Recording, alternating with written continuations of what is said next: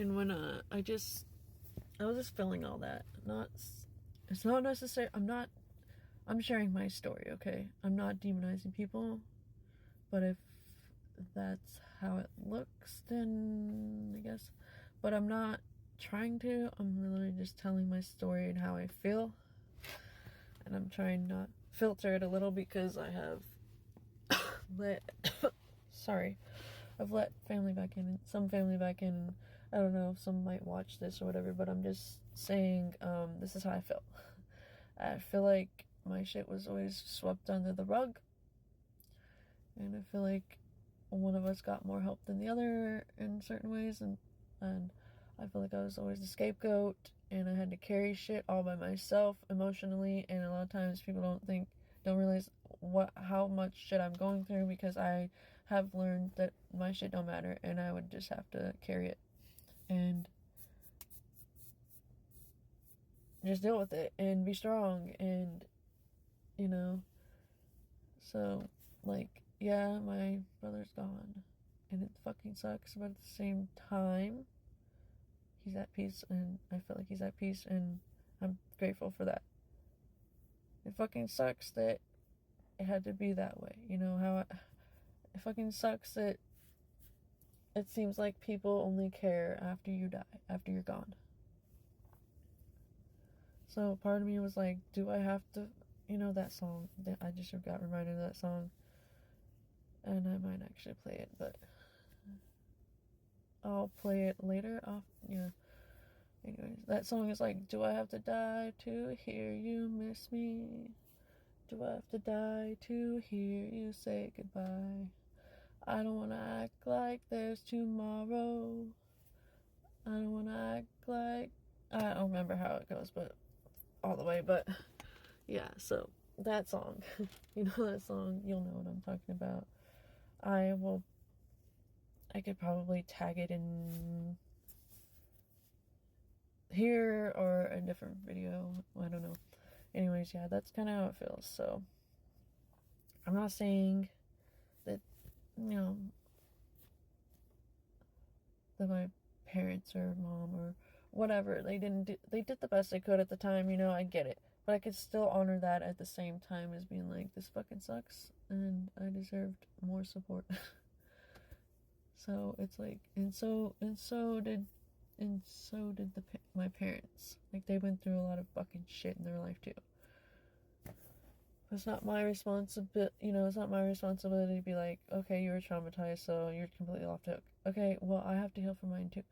I'm trying to break the cycle. I need to heal from it. I need to feel it, all of it, even the shit that doesn't sound, that might not make you feel good to hear, so. But like, my father's not around. My dad doesn't care, or like, he says he does, and I'm sure maybe in his own way, but he doesn't really show it in a way of that I need him to. So that's fine. I just leave him where he's at, I guess. Just same old, same old. And that's okay. Not okay, but also, like, what can you do about it? And at least my mom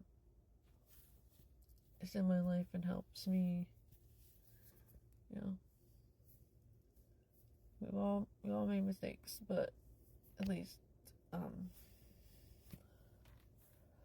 we're closer now. So yeah, it's just something I wanted to talk about because I was feeling it and I was triggered, and it's just part of the healing, because that's how it goes. You know how healing goes. If you know, you know. So there's just a lot of that. I'm trying to balance all this shit, and yeah, just, so I'm not moving to where my partner is for a while, like, it's a year, in about a year, probably, I would like to live closer, but I don't know how I'm supposed to do that. See, that's the thing, is another thing is, like, I don't know what to do about money. I'm disabled. I'm not physically disabled, but I am still disabled. There's a lot of disabilities that are, invisible, and I have that, and I can't work. Like, try to sell my art. I don't know how to do that because nobody buys it or anything, and so like I don't know. So I was like also feeling like my hands are tied. Like, okay, $2,000 is what I need to clear this debt that I need to clear so that I can, rent places or whatever. I could get into income based, and that made me spiral too, because like I don't see my partner as a get out of town ticket like that, but like I worry because I don't have the resources. Is my car gonna be able to keep taking 8-hour trips, each month? Actually 16-hour if we're gonna be honest, because there and back.